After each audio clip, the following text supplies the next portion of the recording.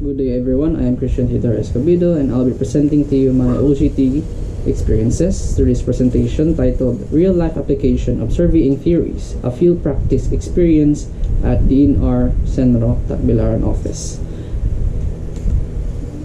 Now we'll be discussing first the nature and importance of the field practice.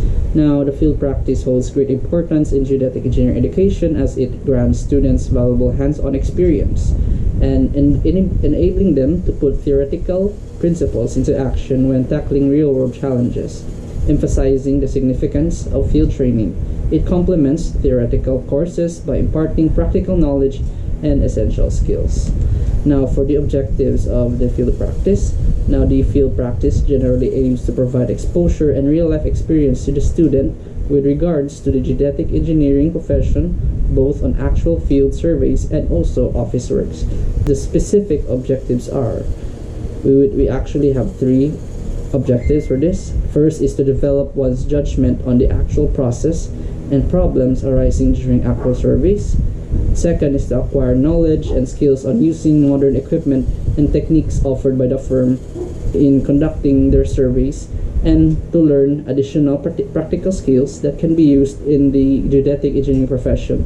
Now these three objectives are correlating to the actual job experience of how a geodetic engineer works in the future. Now for the time and place of the field practice. The field practice was done in compliance with a minimum of 240 working hours of the on-the-job training or OJT as part of the curriculum. Now it was conducted at DNR Centro Tagbilaran, located at Upper de la Paz, Cortes, Bohol, under the Survey and Mapping Unit Division from July 13, 2023 to August 24 to 2023. Now, as you can see here, this is the map of the DNR Centro located at Cortes. Now for the history of the company, this is obtained from their website.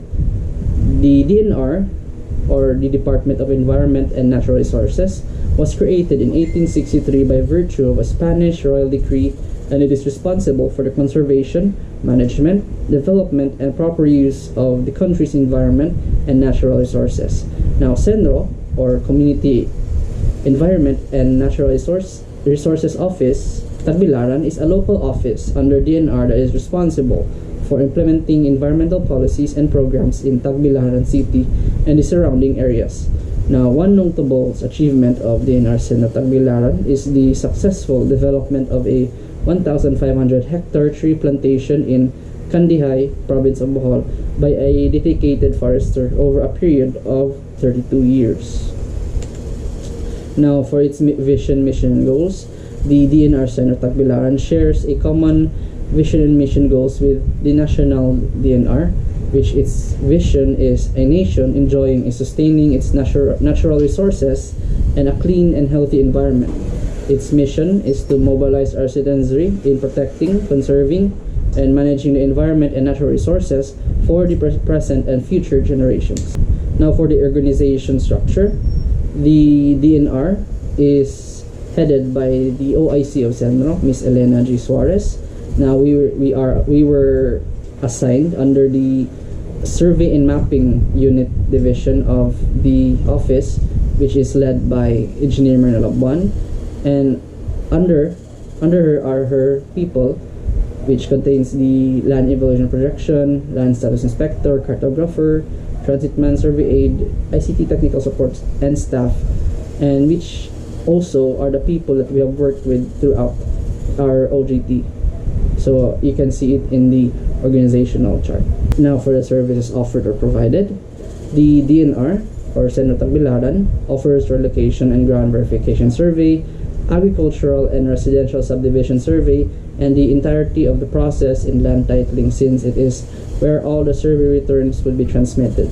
It can be noted that these surveys are provided for free during the year 2023, since it is a project of the DNR Centro for providing free subdivision surveys for a faster land titling process for the different untitled lots or owners. Now for the practical experience, in DNR Centro, we actually experienced two types of works. One is field works and second is office works. Now for the field works, we have again undergone the subdivision, ground verification, and relocation surveys. And for the office works is the typical office works, wherein there's preparation of the subdivision plan, the sketch plan, land titling, and even consultation. Now for the field work, so as you can see in the figure, it's a picture of us doing a ground verification survey. So the ground verification survey was one of the very first survey that we had to perform during our first week at the firm. And usually these ground verification surveys are usually cases between conflicts or disputes between landowners or even LGU. No. So, and we have done or performed around 3 ground verification surveys.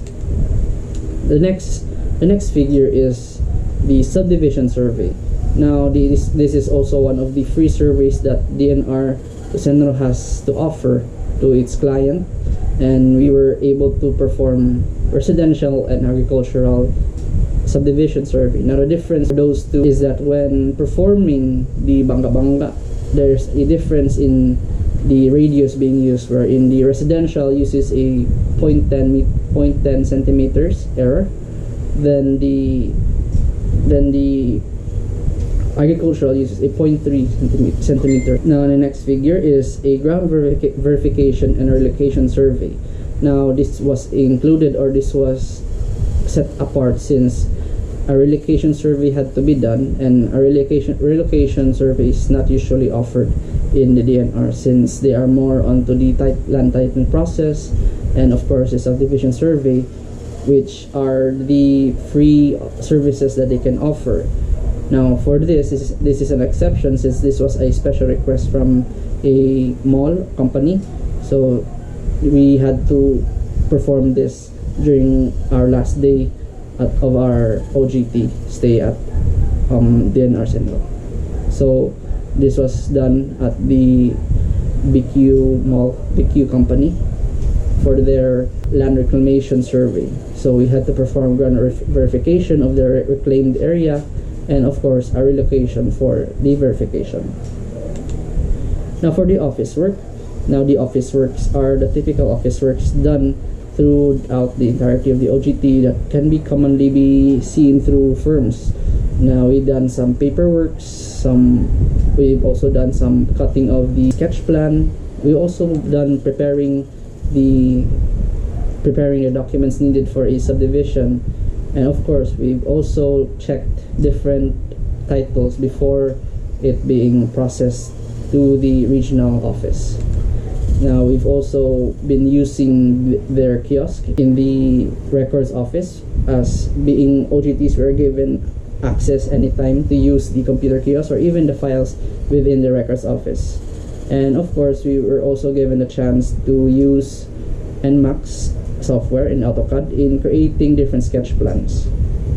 And there was also this time where in 2 days we were able to cut off their quota for the 1 month. That led us to being in the field most of our time during our OJT. And of course, as a bonus, we were given the chance to be the master of ceremonies during the weekly program of DNR Centro, since every Monday they will be having their opening program, in which different units would be hosting the different program. And luckily we were given a chance to be master of ceremonies of their program, since our unit was assigned during our second week there. Now for the problems encountered throughout the entire duration of the OJT, the student trainee encountered several challenges which are detailed below. So first is the lack of familiarity with software and instruments. The student trainee faced difficulties due to a lack of prior knowledge and skills related to the software and instruments utilized during the OJT. So for this, the skills particular to the software is the NMAX, since the NMAX has not been provided or has not been introduced at the academe. And for the instruments, the entirety of our OJT, we had to use GNSS or what they call as RTK, and we had not been able to use it during prior OJT. So we were taught before we were sent to the field on how to use the GNSS. And second is the lack of a vehicle for the survey team. Now, initially, the plan for more efficient work execution involved dividing the staff and student trainees into two separate teams. So this was a problem since we could have been split into two different teams, but since we lack vehicle, the teams were just merged into one, making us a group of people or a group of survey team consisting of 6 to 8 people. Now for the summary, a minimum of 240 hours of field practice spanning from July 13 to August 24, 2023 has been successfully completed at the DNR Center Tagbilaran. This immersive experience was designed to bridge the gap between the classroom learning and real-world application, allowing the student trainee to apply their theoretical knowledge to practical field surveys. Now, the primary objectives were to acquire proficiency in modern surveying software and technology, cultivate a requisite mindset and attitude necessary for a future career as a genetic engineer, and of course participate in a wide range of field and office tasks related to genetic engineering. Now for the recommendation, following the completion of the OJT, the student trainee has put forth some valuable recommendations. First is the prospective student trainees, those who would be taking the OJT soon, are advised to conduct thorough research and inquire about the firms they wish to join. This is crucial as each firm offers unique experiences and opportunities, and of course, understanding these distinctions can guide their decision-making process effectively. And second, it is highly advisable for student trainees to acquire proficiency in various surveying software programs relevant to the actual profession. This knowledge proves invaluable to the firms as they work with, greatly enhancing their contribution to the team's accomplishments. So that is all for this. Thank you.